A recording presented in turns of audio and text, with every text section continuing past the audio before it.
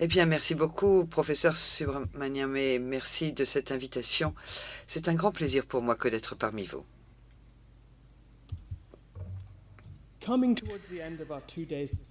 À la fin de cette conférence de 2 jours, je vais me situer à la frontière de notre thème.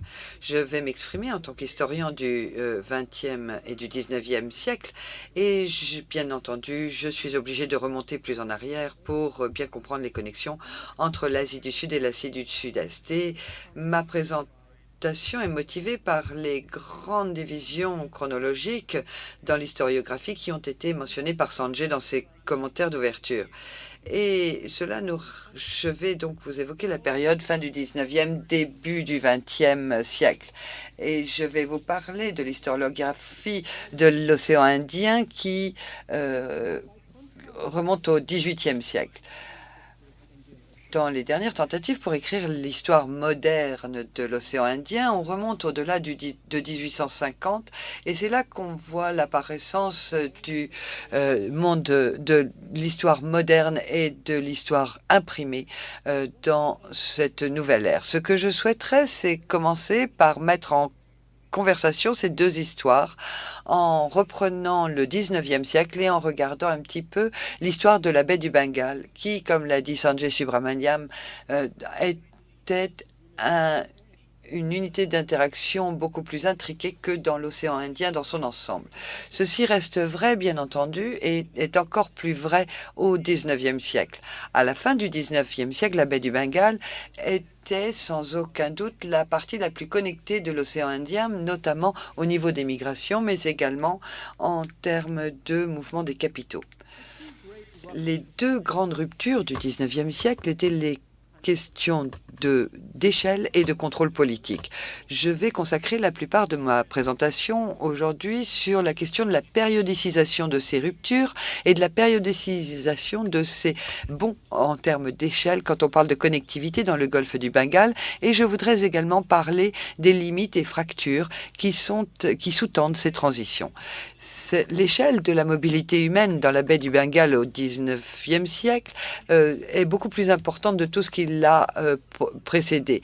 La circulation dans la baie du Bengale représente les plus grands mouvements de population au monde au 19e siècle. Une plus grande attention à l'histoire de la baie du Bengale au 19e siècle peut nous amener à plusieurs transitions qui nous permettent de comprendre d'autres circulations plus petites qui ont poursuivi à amener ces grandes modifications d'échelle dans la connectivité du baie du Bengale. Je voudrais tout d'abord dire que les premières migrations vers Ceylan dans les années 1840 ont eu un écho dans toute la baie et ont ensuite ouvert la porte à de plus grandes migrations qui se sont opérées à partir des années 1870. Même après le triomphe de la navigation à vapeur, la baie du Bengale a continué à être visité par des marchands tamouls et hindous et par la circulation, et ce qui a permis la situation des marchandises, mais également des croyances et des traditions.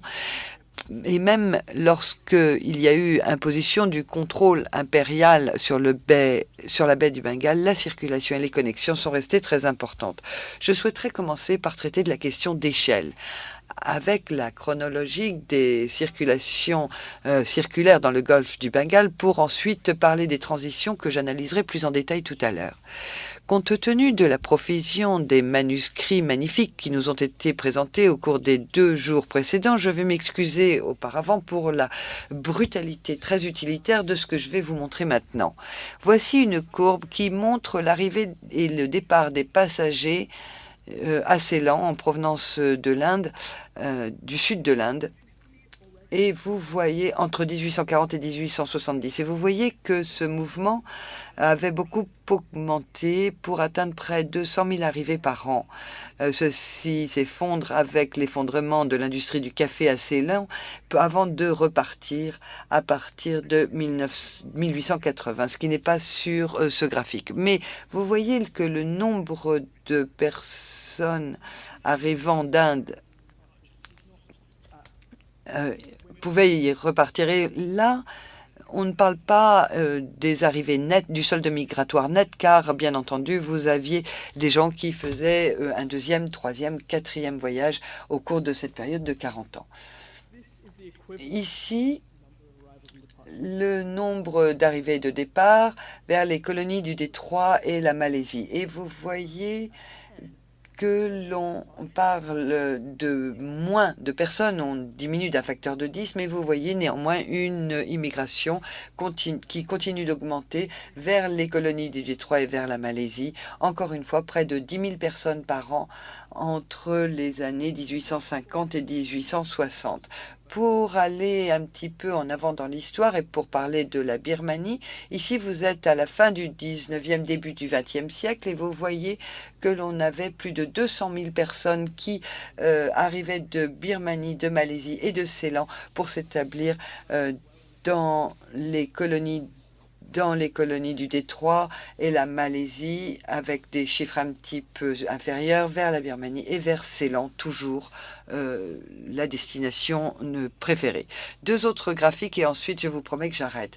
Ici, vous avez le solde migratoire net vers la Malaisie qui, comme vous le voyez, s'accélère à partir des années 1870, même s'il y a un petit accident, je ne vais pas rentrer dans les détails, mais vous voyez les taux d'arrivée et de départ. Et le même graphique, mais maintenant pour Ceylan.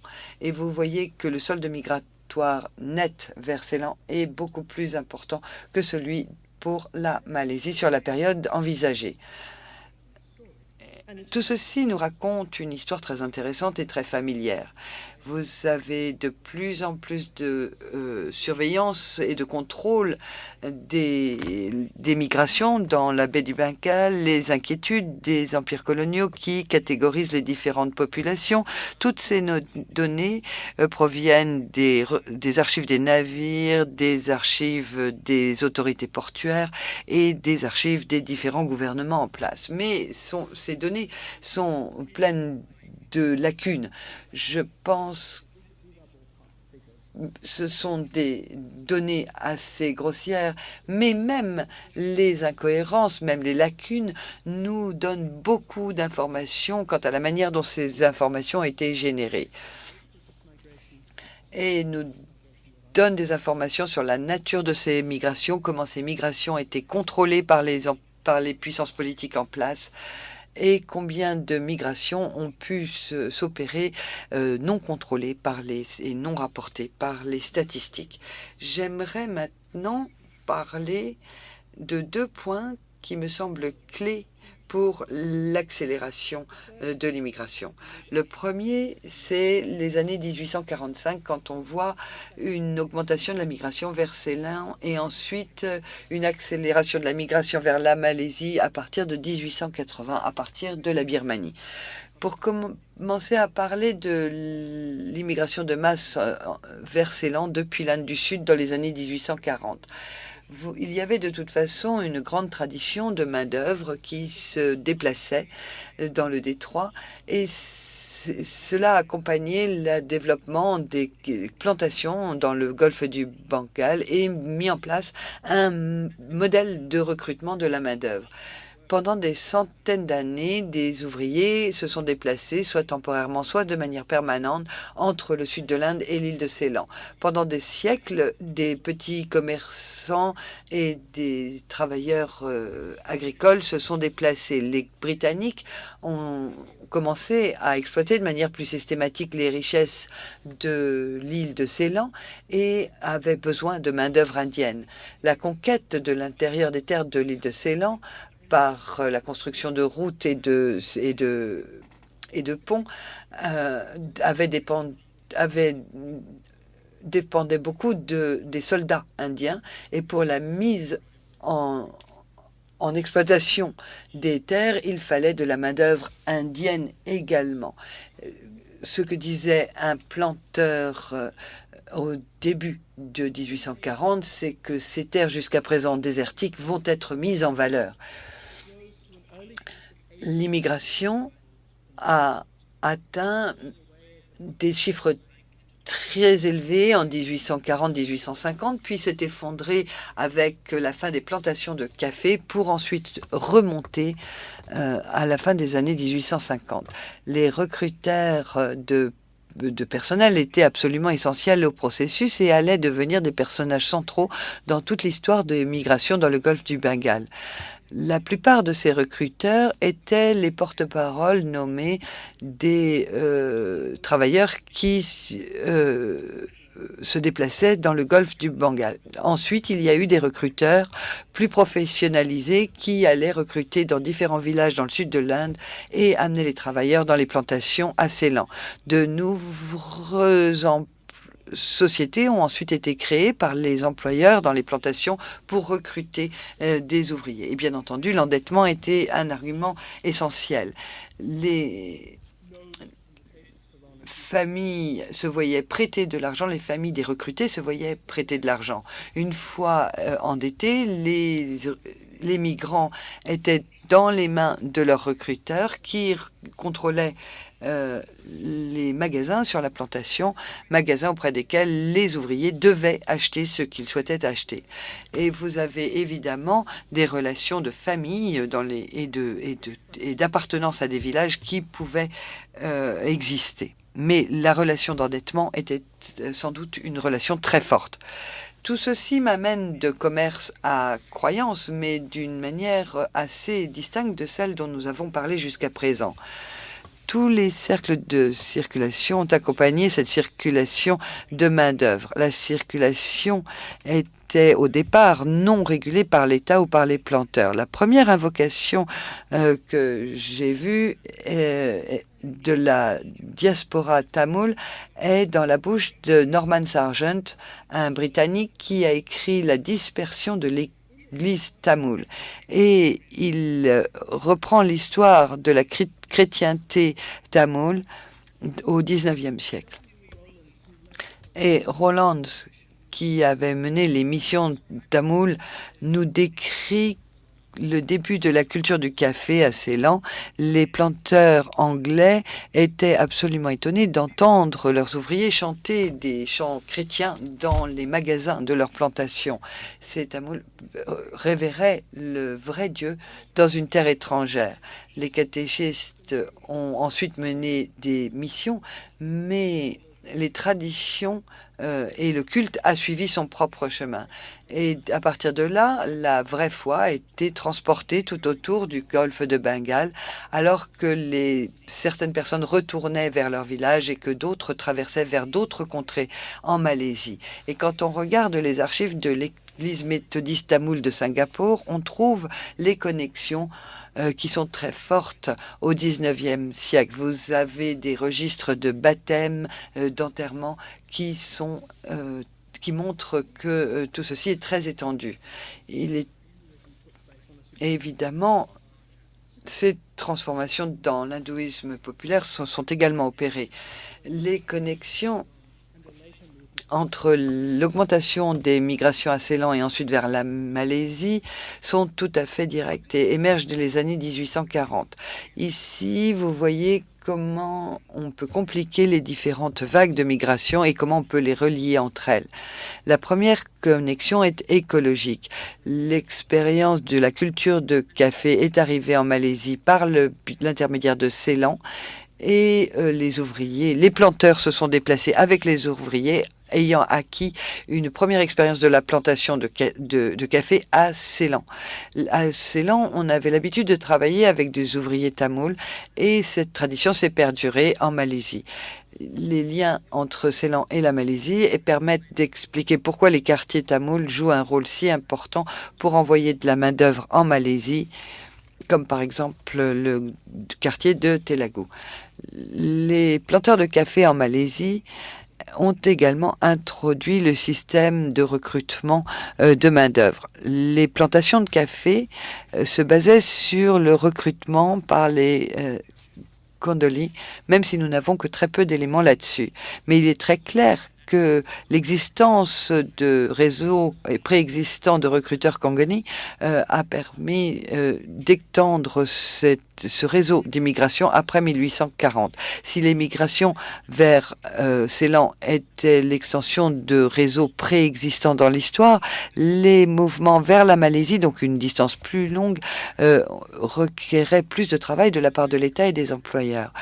Donc, ces systèmes de recrutement ont coexisté, puis ont fini par remplacer le système d'indenture, qui était le système qui était utilisé sur les plantations de canne à sucre plutôt que sur les plantations de café.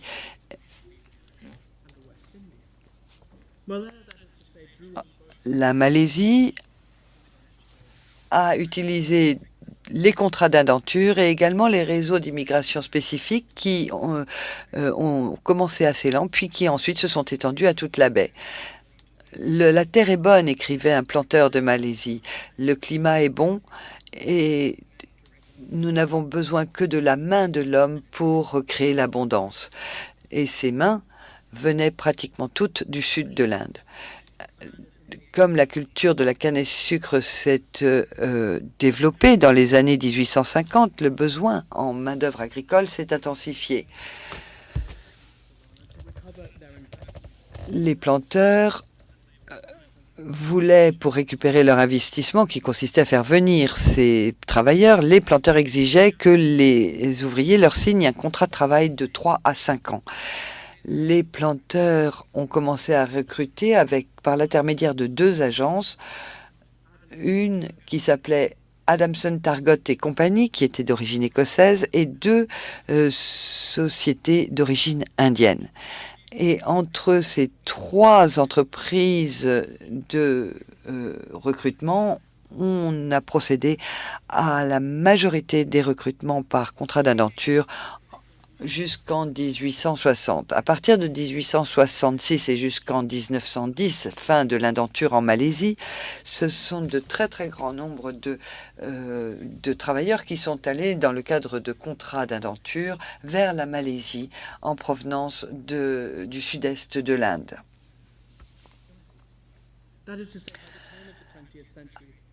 Au début du XXe siècle, le recrutement était très important et le modèle de migration prévalait. Je parle là des hommes parce qu'il y avait de petits nombres de femmes qui ont commencé à émigrer, alors que à la fin du 19e siècle, les migrations familiales étaient plus importantes. On peut voir ici la trace de la présence d'hindous sur la terre de la Malaisie. Ici, vous avez un temple dans une plantation de caoutchouc et les écrits nous montrent que des temples sont très courants. À Penang, dans les plantations de sucre, on retrouve des rites d'origine indienne et hindoue. Lorsque les gens abandonnent leur pays et s'installent dans un autre pays volontairement, ils doivent avoir la possibilité de célébrer leur culte à condition qu'ils ne heurtent pas les sentiments des autres membres de la communauté, écrivait le gouverneur britannique de la région. Et toutes ces traditions se sont bien entendu établies pendant le 19e et le 20e siècle. Troisième fil qui connecte l'expérience de Ceylan des années 1840 aux connexions dans la baie du Bengale plus tard, c'est également l'expansion des réseaux de crédit des Chatia. Dans les années 1850, les Chatia avaient la mainmise sur les réseaux de crédit. Ils fournissaient aux plantations de Ceylan du riz et des lignes de crédit qui leur permettaient de continuer le développement de petites plantations de café et de noix de coco qui se sont développées, financées par les banques. Les réseaux Chatia se sont étendus dans toute la baie du Bengale, de Birmanie à la Malaisie et dans l'Indochine française et également dans les territoires occupés par les Hollandais. Et vous voyez ici combien le financement des Chatia a été important dans le détroit, jusque dans les années 1870. C'était eux qui finançaient les petits commerçants chinois et la plupart du commerce d'opium passait entre leurs mains. La grande migration de travailleurs indiens vers la Birmanie aurait été impossible sans l'intervention des Kshatriyas qui ont financé ces déplacements. Ce qui est intéressant, c'est que la plupart du développement des Kshatriyas se base sur des preuves rétrospectives. Notamment, nous avons des recueils bancaires qui sont très riches d'informations, mais également des sources tamoules produites par la communauté Kshatriya et qui sont très difficiles à trouver avant 1840. Donc, une partie de l'histoire de l'expansion des Kshatriyas a été reconstruite à partir de sources ultérieures qui nous permettent de bien comprendre l'importance de la pénétration des réseaux Kshatriyas dans l'économie du Golfe.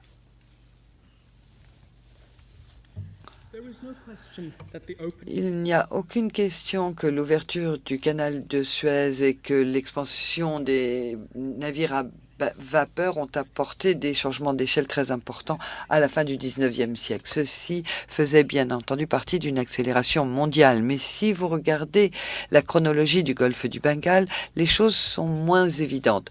Le processus de déforestation dans les terres intérieures était déjà bien entamé. Également, les transformations des paysages par la sacralisation et par le travail de l'homme.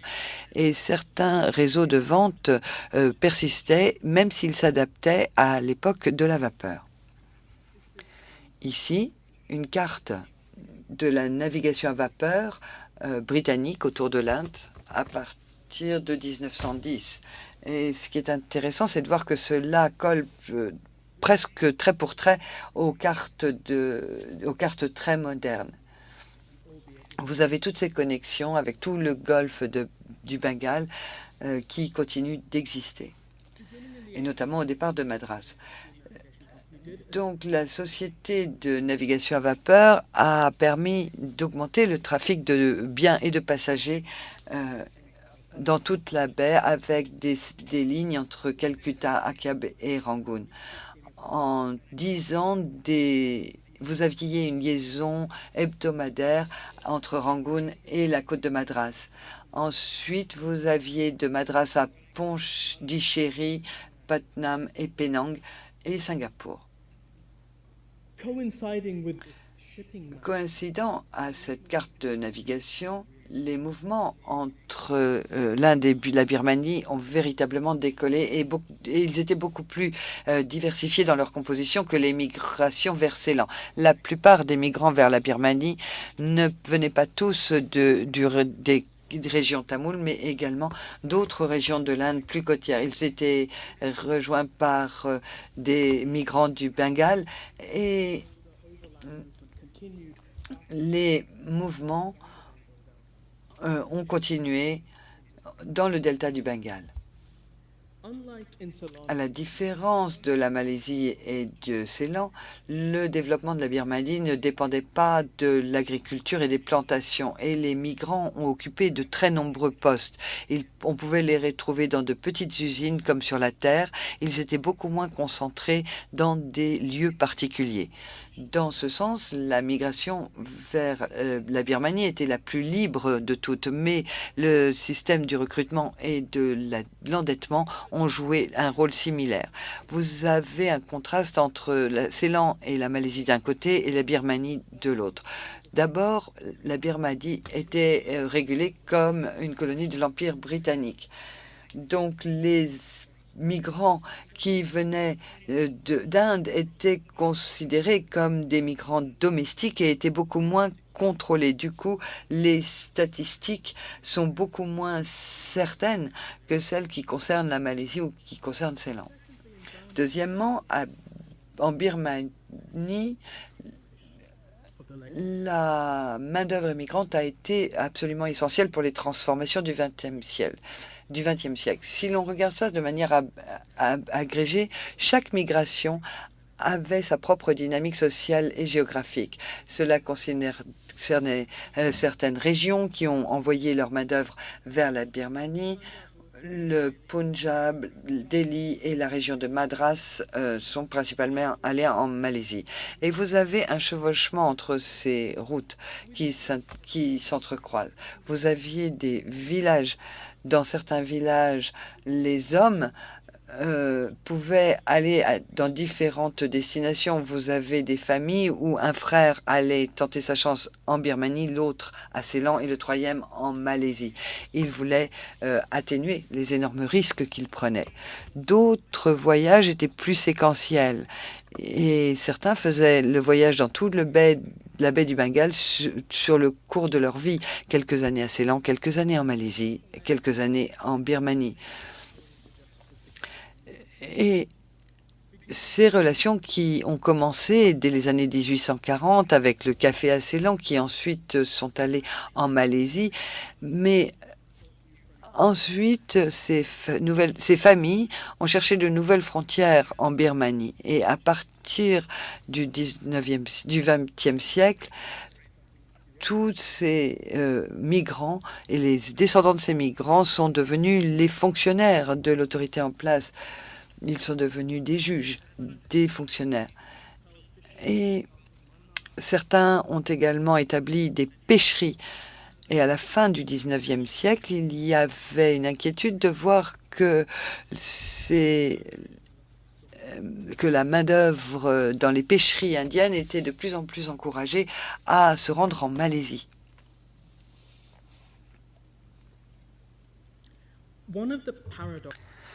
L'un des paradoxes de cette grande accélération des années 1880, c'est que l'intensité de la circulation dans la baie du Bengale a donné naissance à un monde de plus en plus maritime. Vous voyez que la plupart de ceux qui ont traversé le golfe du Bengale ne venaient plus des régions côtières. Le recrutement est allé chercher de plus en plus à l'intérieur des terres et à la fin de leur voyage, les migrants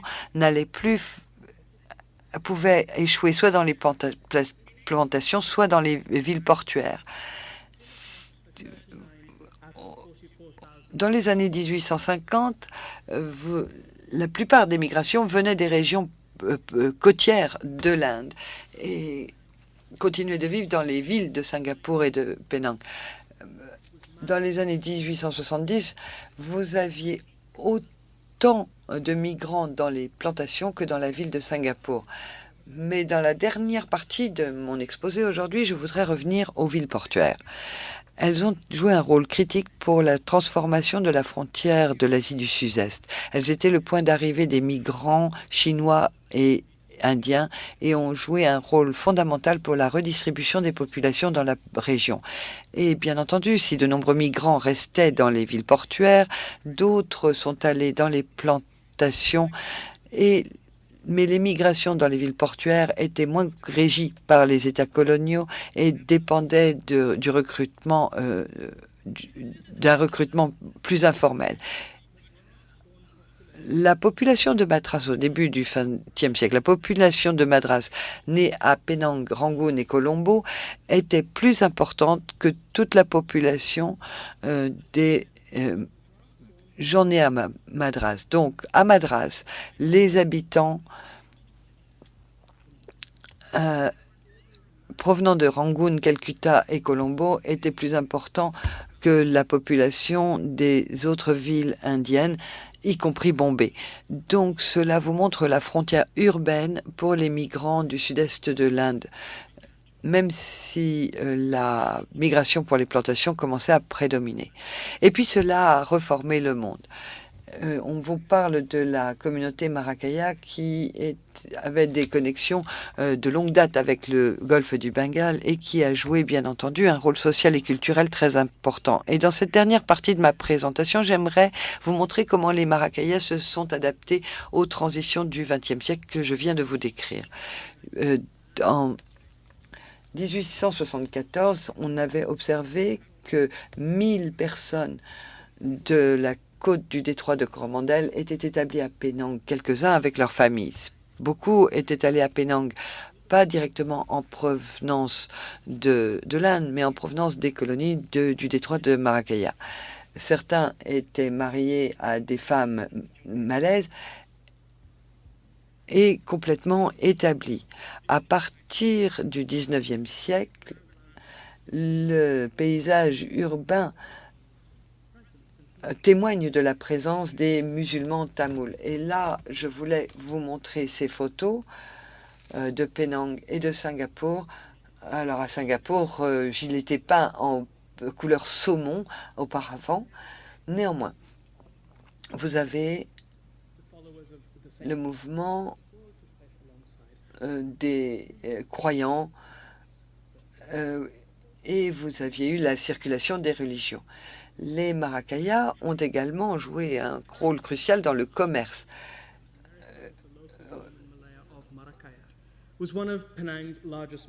Vous aviez un homme qui s'appelait Amarakan, qui était l'un des plus grands commerçants maracayas du XIXe siècle et qui avait envoyé 17 navires à Chittagong et Delhi, Aceh, Pudu, Carlore, Bombay, Putnam, Calcutta, Alopi et Singapour pour établir du commerce.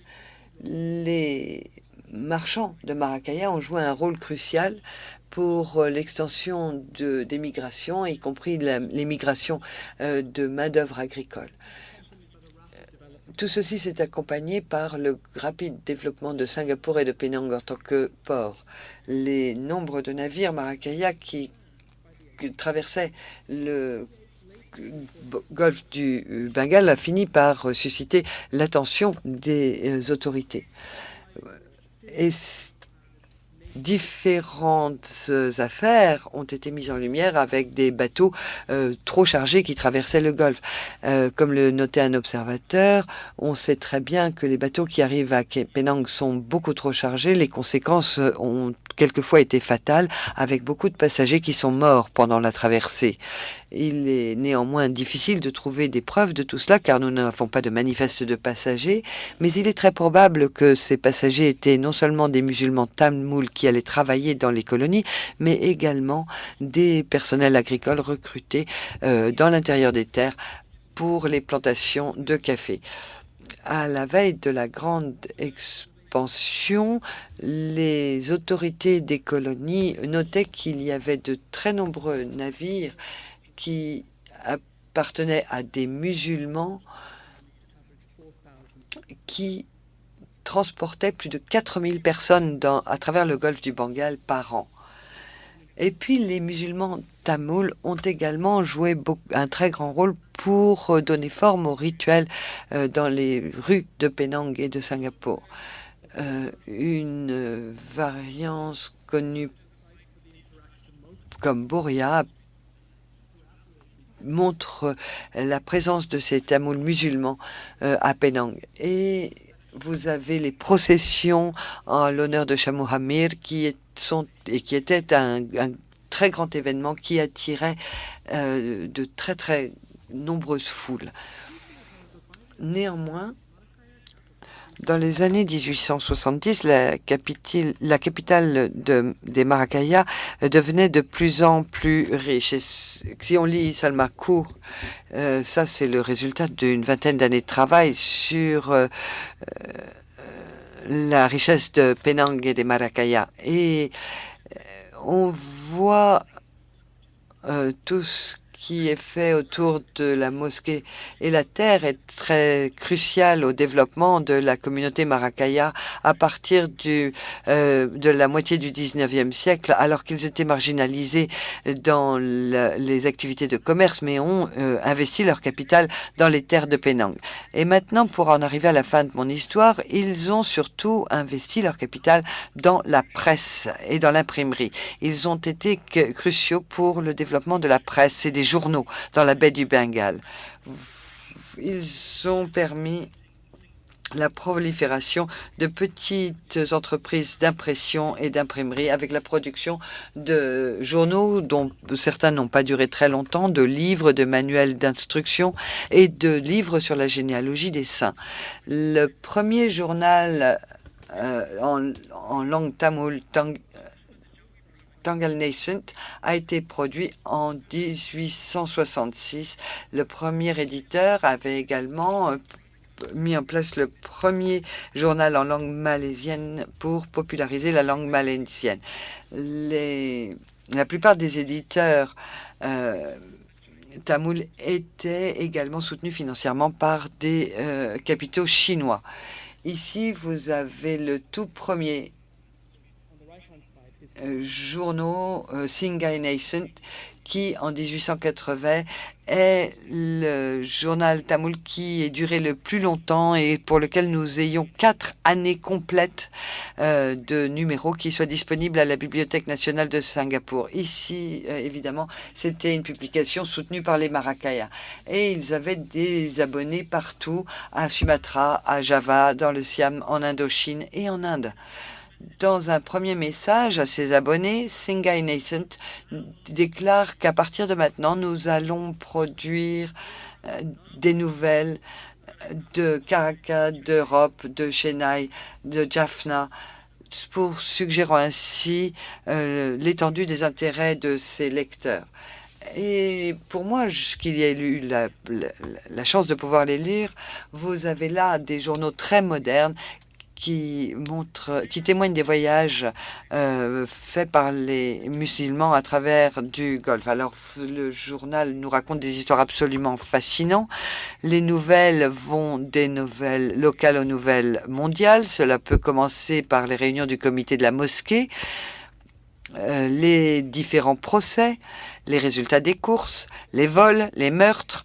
Puis, vous avez une page régionale sur l'État, sur la Grande-Bretagne, les Pays-Bas, et ensuite on parle de l'Europe et de la Chine. Et bien souvent, les dépêches sont traduites directement à partir des journaux britanniques. Il y a reproduction des télégrammes de Reuters qui comprennent absolument tout, des rapports de guerre jusqu'aux nouvelles de la santé du roi de Bulgarie.